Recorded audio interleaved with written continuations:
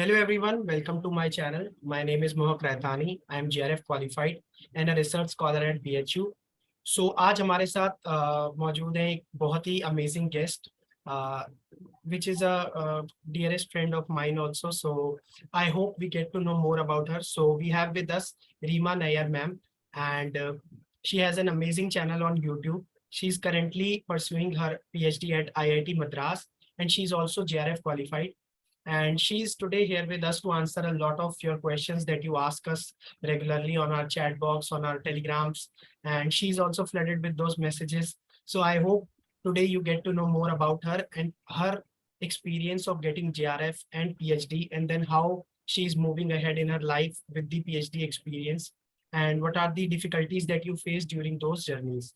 So चलिए start करते हैं. So first of all, we would like to know more from you, ma'am. Uh, how was your experience of JRF? Like, how did you get to know about it, and what was your journey from getting net and then like to JRF? Because I remember you also faced rejections, and then how you go towards that journey, and how did you learn more about it, and how you finally cracked the JRF? Sure. First of all, thank you so much, Mohak, for this beautiful introduction and inviting me to your channel. And for the entire audience, a very happy Dussehra. Okay, so now addressing with the questions which he mentioned, we are regularly flooded with. How was my journey after JRF, if I understood the question right? Yes, or the journey which you had earlier, like while preparing for JRF also, like how you had Okay. the journey. So it all started with a conversation with one of my seniors. She was preparing for this exam. Till that time, I had no clue about what this exam is. But yes, once you talk to people, you get to know multiple things. So this was one good thing which I got to know. There is an NTA UGC exam. Okay. See, initially when you prepare for it, although I have appeared for these exams multiple times. I have cracked UGC net twice, and then once I failed in between. Then I got JRF with All India rank. Okay, but it was an up-down journey because there were once I was cracking only net, then totally rejection point, and then suddenly All India rank.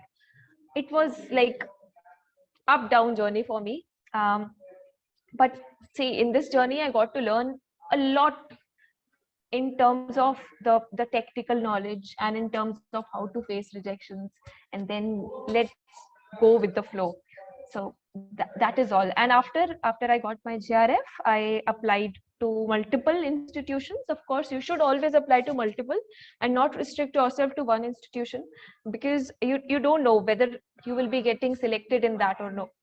So apply multiple, but see which ones are suitable for you. And I will always advise you to apply for good ranking institutions. Just see the NIRF ranks and then apply. And then I got selected at IIT Madras. And yeah, I've completed my first year of PhD, and I have also cleared my comprehensive viva recently. Yeah. Congratulations on that. And Thank you. so my another question would be that how was your journey of PhD? Like how you started, like how you started preparing, and then how you get into the IIT. So what was your journey in that sense, that how much you learned in that time, and what was your experience being to get to the PhD from JRF, like the journey between the JRF and PhD? What are the thoughts that get into your mind, and what did you learn in that time frame? Yes. Okay. So once we clear our JRF or NET, one important thing I would like to tell you all: just start preparing your research proposal. Just don't take leverage. Don't relax yourself because you have already studied. That is understood. You have studied for months, but make use of this time, because there would be some time between your result and the PhD admissions. This is a very crucial time for you to prepare a research proposal. Now, a lot things go into how to prepare, how to select a topic. That all has been discussed. I have discussed in my YouTube channel.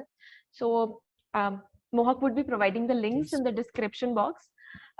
You can check how to prepare research proposal and how to select a topic and all that. But do that. That is important. Without research proposal, no institute will entertain you. Yeah. Yes. So when you were preparing, like some people think that they can take the leverage that they have awarded the JRF and they will easily get into any of the institutes. So how was your myth broken in that time that only JRF is not enough and then we have to also study again after JRF? So this is not a journey where you are only restricted to like acing an exam and then just take a sleep and enjoy life. So how do you, what would you advise, like in that sense, that how should they prepare, that they do, should they, or do they need to stop the preparations after JRF, or do they still need to study?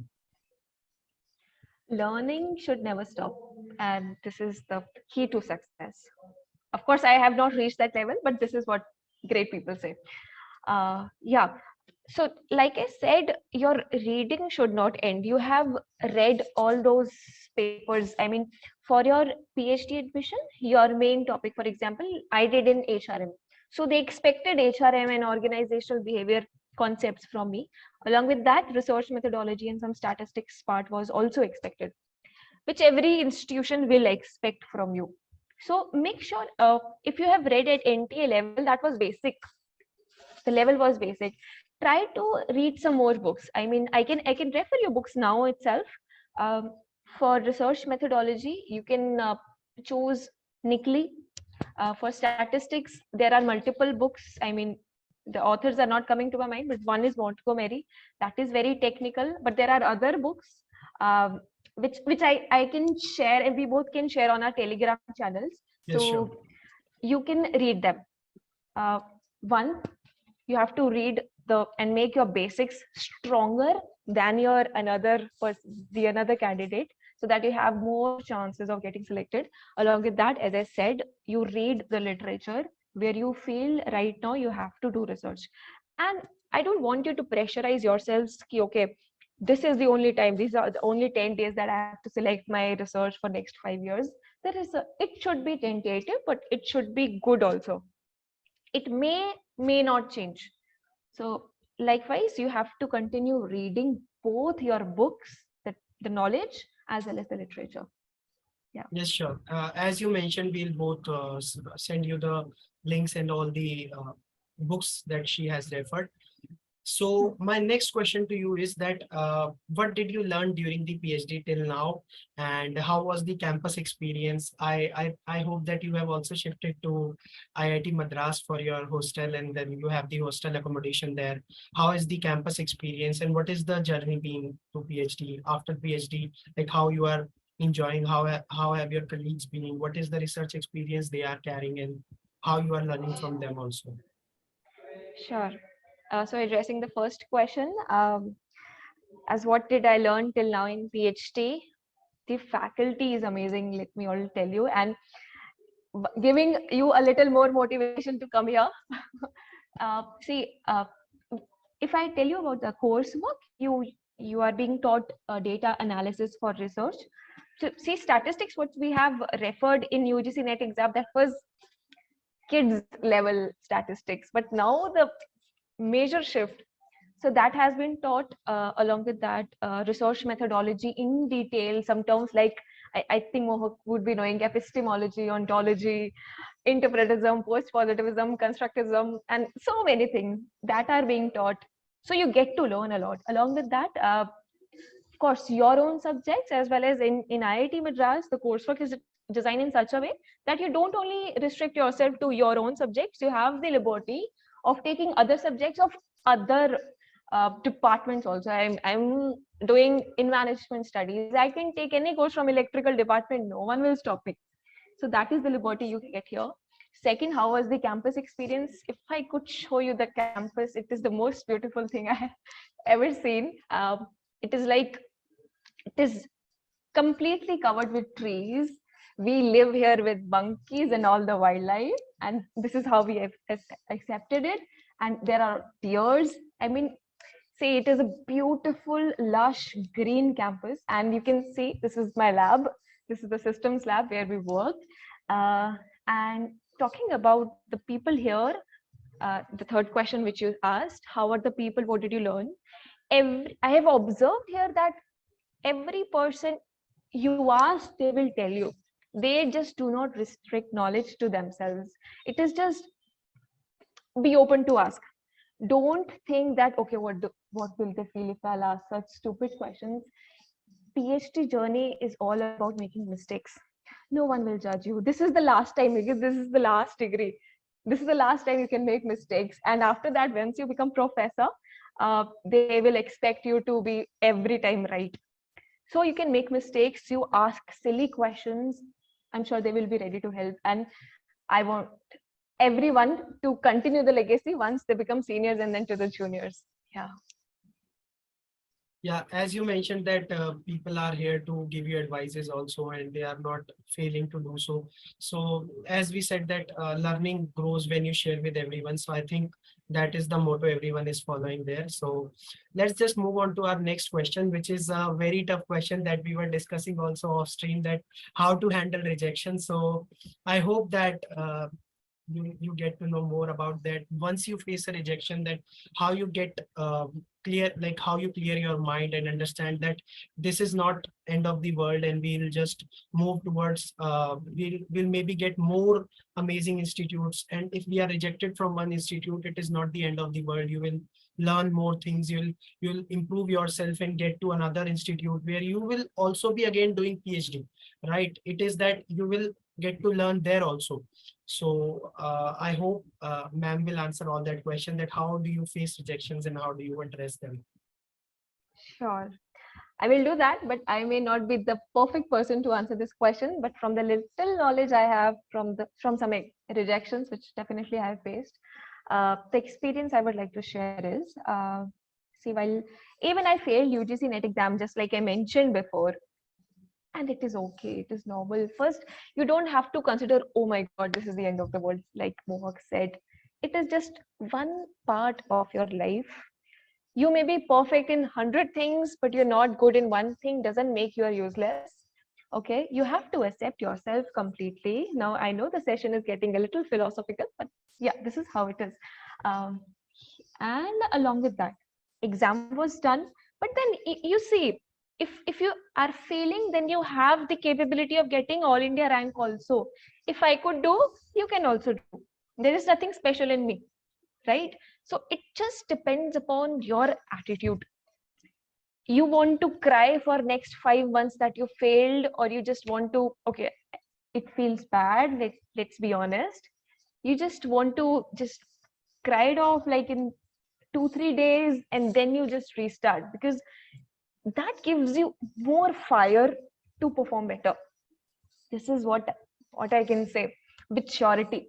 Failures have that motivation which maybe successes don't have. It depends upon person to person. Along with that, I also failed in my interviews, which is again normal.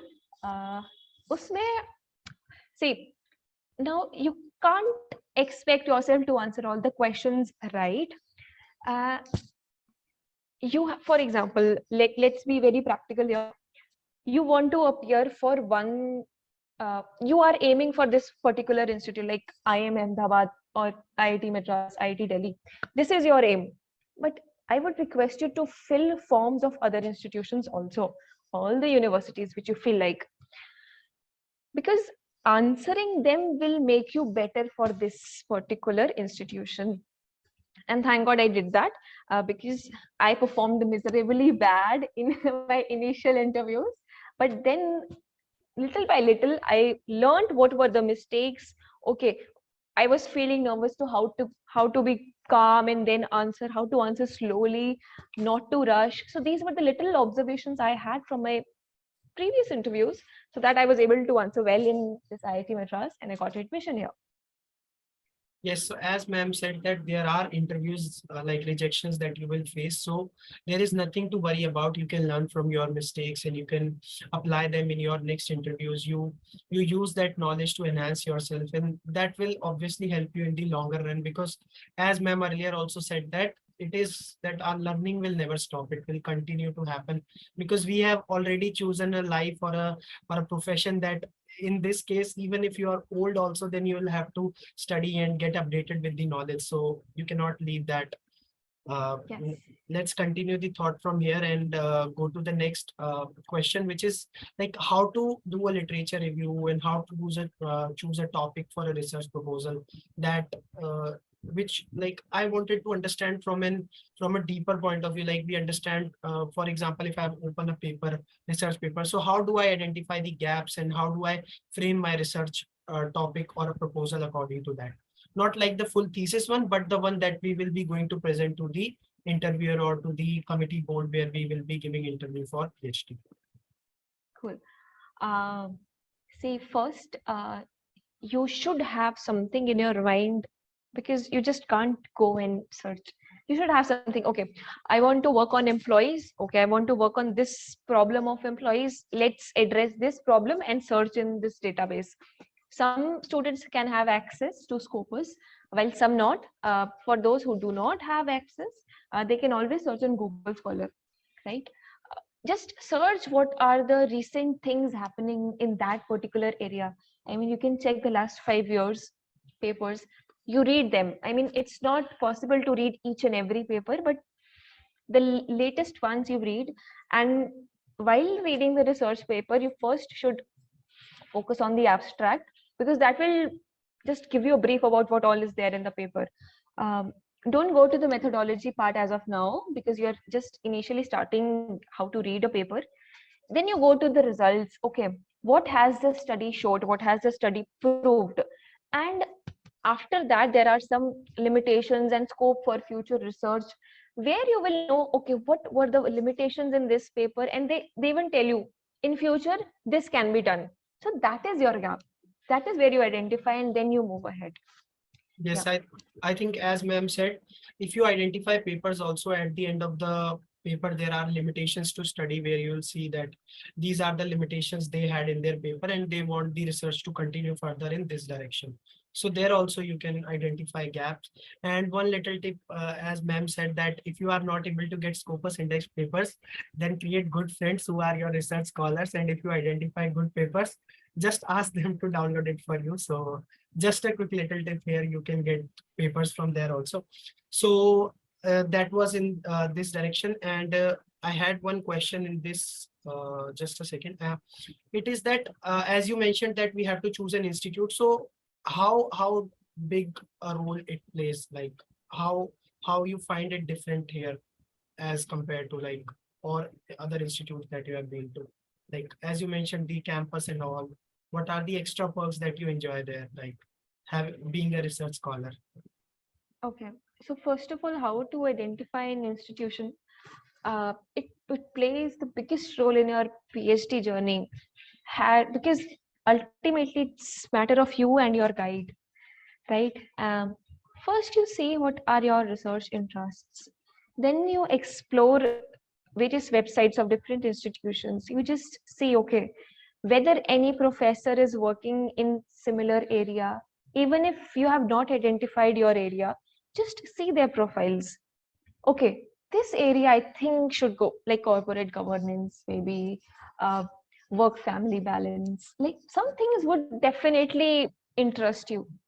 So you just study, you just see which professor in which institution is working under what.